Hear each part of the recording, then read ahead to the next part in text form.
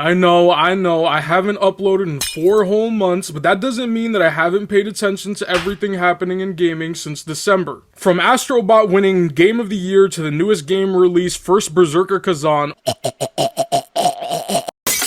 All of these things I wanted to make videos on, but haven't been able to. So consider this video all of those, but in one. And before I start, go down and give the video a like. And subscribe, thanks. Let's start with what happened at the end of last year. Astrobot won Game of the Year.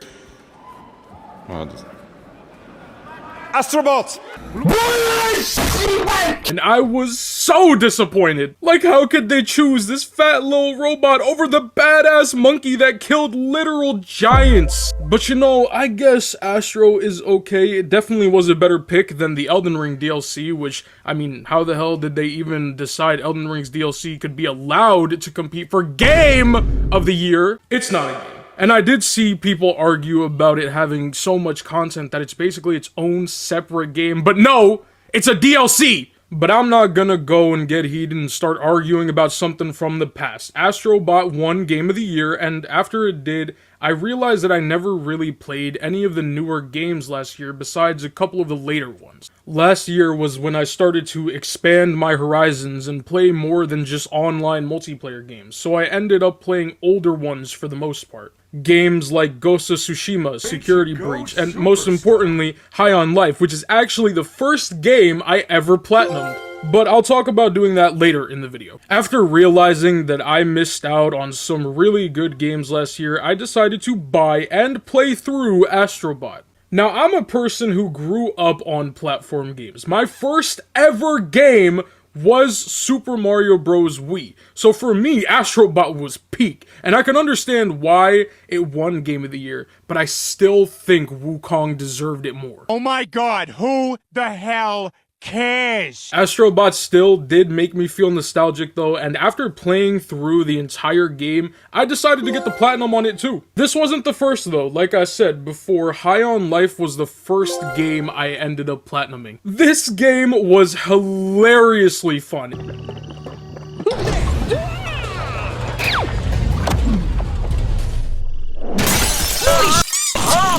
It was released in 2022, and I can't believe I didn't play it until last year. But I ended up liking it so much that I just decided to try and get every trophy on it and platinum my first game ever. If there's one thing I really found that I liked in these last 4 months, it's getting the platinum trophies. Getting the platinum trophies on games just feels so good and feels so fun to do for some games. I feel like for other games it'll be really hard, but for games that I really like, that I'm willing to put in the time to play, getting the platinum trophy is just really fun to do for it. And these two games aren't the only, games that I've platinumed. I also went back and did Spider-Man 2's platinum trophy, which was really simple. I mean, it's a Spider-Man game. I think they're relatively simple. And I also did the Helldivers 2 platinum trophy. This is easily, just dropped my phone on the floor, this is easily the one that took me the longest amount of time to finish. When I started working on the Helldivers 2 platinum, I had maybe like 50 hours played, around like 50 hours played on the game. And then I ended it, when I finally unlocked it, I had over 120 hours on the game. And the dumbest part is that it was only because of one trophy where you have to max out a ship module. It took me so long to get all the samples I needed to finally unlock that trophy, but I still ended up unlocking the plat, and even though it drove me insane, I have no regrets. Up until now, I've been talking about the things that I've done since last year up to like January. Now, we need to get into everything that's come out since February. Even though February didn't really have that much to it, it did have Monster Hunter Wilds, which is amazing. It's the first Monster Hunter game I've played, and it hasn't disappointed. In the first week after it was released, I achieved 35 hours of playtime. Although a lot of those hours came from me just trying to beat the main quests, so technically I did, calm down after that, and I did play other things. But there's a new update dropping for it. It already dropped, actually. I didn't realize today was April 3rd.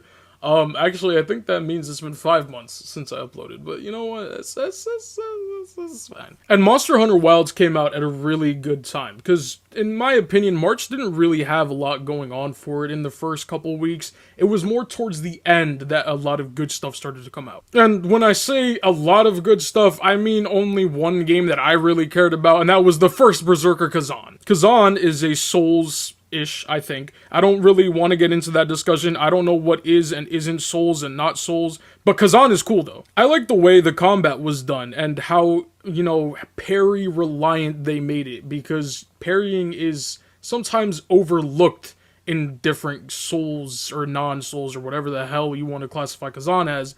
When you look at those types of games, parrying sometimes isn't used as much in their combat system. The bosses, too, at least the ones I've fought so far, are really unique, and I think that they're pretty well done for what it is. And actually, that's where we're at today. I'm still playing through Kazan. Some of the bosses have been a pain, and yeah, there isn't anything else, at least not that I've seen or been interested in, but maybe there's something else I missed, and you could leave a comment about it, calling me dumb, I don't know.